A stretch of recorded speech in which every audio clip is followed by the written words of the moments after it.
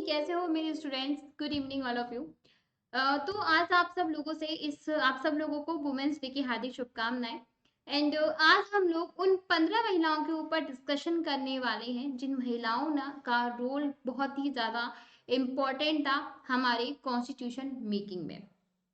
यदि हम उन महिलाओं के ऊपर आज डिस्कशन करते हैं, आपको भी पता है कॉन्स्टिट्यूशन असेंबली बनी, एक संविधान सभा बनी, जिस संविधान सभा में 299 सदस्य थे, मेंबर थे। इन 299 मेंबर में 15 महिलाएं थी, जिन्होंने महिलाओं की जो आज हमारी ये है कि हम बोल पाते हैं, हमारे अधिकार हमें मिले हैं, वोटिंग का राइट हमें मिला है, इक्वलिटी हमें मिली है। हम ये कह सकते हैं कि उन महिलाओं की एक बहुत बड़ा रोल रहा है। और as a political science student हमें उन 15 महिलाओं के बारे में पता होना बहुत जरूरी भी है।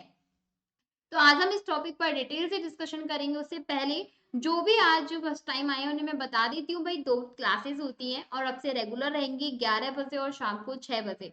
तो शाम को 6 बजे आपको पॉलिटिकल पढ़ाती हूँ, 11 बजे मैं आपको पेपर 1 पढ़ाती हूँ। और आज वुमेन्स डे के ऑफर पर आपके वुमेन्स डे के लिए आज आपके लिए ऑफर भी चल रहा है, एक स्कॉलरशिप ऑफर चल रहा है जिसमें आपको 15% मतलब 15% आपको स्कॉलरशिप दी जाएगी, जिसके अंदर, और ये स्कॉलरशिप आपको 12 मंथ वाले बैचेस के लिए होगी। आप पेपर 1 लोगे या पेपर 2 दोनों लोगे, आपको उसमें 15% का डिस्काउंट मिलेगा। तो यदि आप पेपर 1 और पेपर 2 डिटेल से पढ़ना चाहते हो, Hindi medium, English medium, bilingual, तो आप कर सकते हो। और एक पॉलिटिकल साइंस का भी कोर्स चल रहा है, आप उसे भी ज्वाइन कर सकते हो। ठीक है, तो नाउ डिस्कस, हम उन 15 महिलाओं के ऊपर डिस्कशन करते हैं जिनका हमारे कॉन्स्टिट्यूशन मेकिंग में बहुत बड़ा रोल रहा है। आपको भी पता है कि हमारी जो संविधान सभा है, ठीक है, इस संविधान सभा में जिन एक्चुअल उन सदस्यों की बातें कर रहे हैं जिन्होंने रियल में कॉन्स्टिट्यूशन मेकिंग में हमारा रोल प्ले किया, तो उनमें नाम आता है आप लोगों का 299 मेंबर।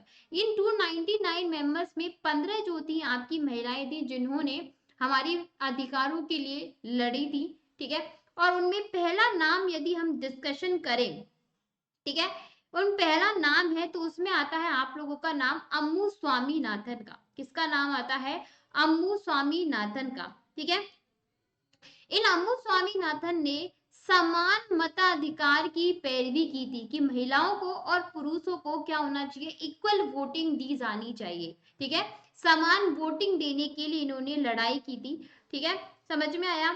इसके बाद जो है इनके द्वारा जो बाल विवाह होता है, ठीक है, बाल विवाह होता है, और जो देवदासी प्रथा है, इस देवदासी जैसी प्रथाओं के उन्मूलन पर भी इनके द्वारा काम किया गया था। ध्यान में रखना कि इन 15 महिलाओं का क्या रोल रहा है संविधान सभा में। तो अम्मू स्वामीनाथन ने एक तो समान मताधिकार की भाई पुरुष और स्त्रियों को बराबर वोटिंग राइट्स मिलने चाहिए, और उन्होंने बाल विवाह और देवदासी प्रथा जैसी उन्मूलन करने के लिए उन्होंने कड़े कदम उठाने के लिए कहा। उसके बाद एक महिला है आप लोगों की बेगम कुदसिया। ठीक है, कौन हो जाती है? बेगम कुदसिया। और इन्होंने हिंदी को राष्ट्रभाषा बनाने का पक्षधर था, मतलब ये चाहती थी कि जो हिंदी है उसे क्या बनाया जाना चाहिए, राष्ट्रभाषा बनाई जानी चाहिए। आप सोचिए कि यह पहली एकमात्र, ठीक है, यह एकमात्र मुस्लिम महिला थी। एक बहुत इंपॉर्टेंट चीज है, यह एकमात्र मुस्लिम महिला थी हमारी संविधान सभा में। ठीक है, और उस मुस्लिम महिला होने के साथ साथ इन्होंने हिंदी जो है उसे राष्ट्रभाषा बनाने की वकालत की। एक बहुत बड़ी बात है। ठीक है, इसके बाद आता है हमारा नेक्स्ट नाम दक्षायनी जी का। किसका आता है? दक्षायनी बेलायुधन का। ठीक है, किसका नाम आता है? दक्षायनी बेलायुधन का। और दक्षायनी बेलायुधन जो है वो किसी भी प्रकार के रिजर्वेशन के खिलाफ थी, मतलब जो आरक्षण जो था, है ना, ये आरक्षण के खिलाफ थी। और ये दक्षायनी जो थी वो एकमात्र दलित महिलाएं थी हमारी संविधान सभा में। ठीक है, क्लियर हुआ? मतलब ये जो सोशल रिजर्वेशन जो दिया गया, उस सोशल रिजर्वेशन के ये अगेंस्ट मानी गई थी। इसके बाद यदि हम फर्दर डिस्कशन करें, ठीक है, उनमें नाम आता है आप लोगों का एनी मैक करीन का। किसका नाम आता है? एनी मैश करीन का। ये एरिन मैश करीन जो थी, ठीक है, इन्होंने हिंदू कोड बिल पर काम किया था। किस पर काम किया? हिंदू कोड जो बिल है उस हिंदू कोड बिल पर काम किया। ठीक है, और इन्होंने जो रियासतें थी, जैसे कि जो हमारे भारत आपको पता है पार्ट्स में बटा हुआ था, तो रियासतों को एकीकरण करने में भी इनकी बहुत बड़ी भूमिका थी एनी मैश करीन की। यदि हम आगे चल के बातें करें थोड़ा, तो उसमें नाम आता है आप लोगों का दुर्गाबाई देशमुख का। इन्होंने हिंदी को बढ़ावा देने के लिए प्रयास किया कि भाई हिंदी जो है इसको क्या दिया जाना चाहिए, बढ़ावा दिया जाना चाहिए, और अंग्रेजी का इन्होंने बहिष्कार करने के लिए बातें कही थी, ठीक है। और इन्होंने कहा था कि जो महिलाएं हैं उन महिलाओं के लिए अलग से हिंदी स्कूल खोले जाने चाहिए। दैट मीन इनडायरेक्टली रूप से ये महिलाओं की शिक्षा के लिए भी काम कर रही थी। उसके बाद यदि हम आगे डिस्कशन करें तो वो महिला थी नेक्स्ट हंसा जीवराज, ठीक है, हंसा जीवराज मेहता, ठीक है। और इन्होंने लैंगिक समानता की पैरवी की थी, ठीक है, सेक्स इक्वलिटी के ऊपर इन्होंने मतलब फोकस किया। यदि हम लोग डिस्कशन करें अम्बु स्वामीनाथन, तो अम्बु स्वामीनाथन ने वोटिंग में इक्वल राइट्स की बातें कही, तो वही हंसा जीवराज ने सेक्स इक्वलिटी मतलब स्त्री और पुरुष में किसी भी आधार पर उनके लिंग के आधार पर भेदभाव ना किया जाए, उसके आधार पर मतलब सभी पुरुष और स्त्रियों को समान अधिकार जो है वो देने की बातें कही थी, ठीक है। उसके बाद आता है नेक्स्ट सरोजनी नायडू, है ना। सरोजनी नायडू भी जो है इन्होंने हमारी आजादी की लड़ाई, है ना, आजादी की लड़ाई भी रही, और इसके अलावा जो है इन्होंने आजादी की लड़ाई लड़ी, और इनका जो रोल है वो काफी इंपॉर्टेंट रहा, और इसी की वजह से 1928 में जो है इन्हें केसर ए हिंद सम्मान भी प्रदान किया गया। यदि हम नेक्स्ट महिला की बात करें तो उस नेक्स्ट महिला में नाम आता है आपका सुचिता कृपलानी। किसका नाम आता है? सुचिता कृपलानी का नाम आता है, ठीक है। ये हमारी देश की पहली महिला मुख्यमंत्री रही हुई है। कौन रही है? मतलब ये संविधान सभा की भी सदस्य रही है और देश की पहली महिला उप मुख्यमंत्री मतलब सॉरी पहली महिला मुख्यमंत्री भी रही है। कहां से? यूपी से, ठीक है। और भारत छोड़ो आंदोलन जो 1942 में हुआ, ठीक है, उसमें भी इन्होंने मतलब अपना उसकी वजह से ये जेल भी गई थी सुचेता जी। यदि हम आगे डिस्कशन करें तो ये नाम आता है आप लोगों का विजय लक्ष्मी पंडित। ये मान लीजिए विजय लक्ष्मी पंडित ये हमारी भारत की पहली महिला राजदूत भी रही है, ठीक है। नेहरू जी की, पंडित जवाहरलाल नेहरू की ये बड़ी बहन भी थी, ठीक है। तो ये पहली भारत की, और इन्होंने संविधान सभा में भी जो है इनका रोल रहा। इसके बाद नेक्स्ट आता है कमला चौधरी, ठीक है। ये भी हमारी संविधान सभा की सदस्य नहीं है, ठीक है।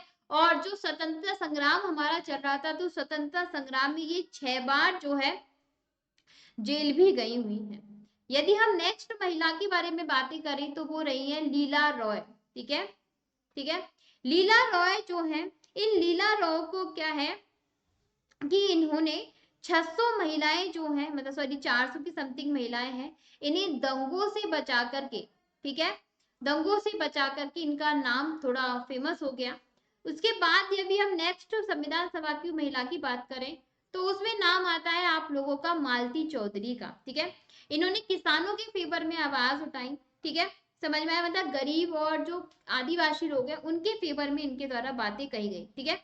इवन मालती को गांधी जी जो है वो तूफानी कह के भी पुकारा करते थे। किस नाम से पुकारते थे? तूफानी कहकर भी इन्हें पुकारा करते थे। उसके बाद यदि हम नेक्स्ट वुमेन की बातें करें, नेक्स्ट महिला की बात करें तो उनका नाम है आप लोगों का रेणुका रॉय, ठीक है। रेणुका रॉय जो है इन्होंने पैतृक जो संपत्ति होती है कि जो संपत्ति पिता की बेटे को, बेटे की मतलब इस तरह से चलती जाती है वंशानुगम जो संपत्ति होती है, तो पैतृक संपत्ति में अधिकारों के लिए इन्होंने बातें की कि पैतृक संपत्ति में भी महिलाओं का भी इक्वल ही राइट होता है जितना एक पुरुष का राइट होता है। उसके बाद यदि हम नेक्स्ट वुमेन के ऊपर डिस्कशन करें तो उसमें नाम आता है आप लोगों का राजकुमारी अमृत कौर। एम्स आपको पता है मेडिकल सेक्टर्स में इनका काफी बड़ा रोल रहा है, तो एम्स की स्थापना में इनकी काफी भूमिका रही हुई है, ठीक है। और ये आजाद भारत की प्रथम महिला कैबिनेट मंत्री भी रही हैं। उसके बाद नेक्स्ट यदि हम महिला की बात करें तो उनका नाम आता है आपका पूर्णिमा बनर्जी का, ठीक है। पूर्णिमा बनर्जी जो है इन्होंने गांधी जी के दांडी मार्च में भी शामिल रही, भारत छोड़ो आंदोलन में भी जो है ये शामिल रही थी, ठीक है। और सबसे बड़ी बात की इन्होंने जेल में रह करके अपनी ग्रेजुएशन की एग्जाम दी, मतलब बीए की एग्जाम दी। तो ये ऐसी 15 महिलाएं थी जो संविधान सभा की मेंबर रही, और मेंबर रहने के बाद इन्होंने महिलाओं के अधिकारों की, उनको वोटिंग राइट्स देने की, है ना, उन्हें इक्वल राइट्स देने की, हर सेक्टर्स में उन्हें आगे बढ़ाने के लिए इन्होंने अपनी पैरवी रखी कि उन्हें अधिकार मिलने चाहिए। तो इन 15 महिलाओं से और हमें एक इंस्पिरेशन भी मिलती है कि चाहे कोई भी सिचुएशन हो, हमें हमारा role each and every situation में प्ले करते रहना चाहिए। तो इन 15 महिलाओं को मुझे लगता है कि ये पॉलिटिकल साइंस की पर्सपेक्टिव से काफी इंपॉर्टेंट फैक्चुअल क्लास हो सकती है। दैट्स वाई मैंने ये क्लास आप लोगों के लिए बनाई थी। कल से आप लोगों के लिए प्रॉपर फिक्स 1 घंटे की क्लासेस रेगुलर होना शुरू हो जाएंगी। अब मैं बिल्कुल फ्री हो चुकी हूँ अपने प्रैक्टिकल वगैरह के कामों से। तो डेली की आप क्लास आइए 6 बजे एंड 11 बजे, ठीक है? चलिए।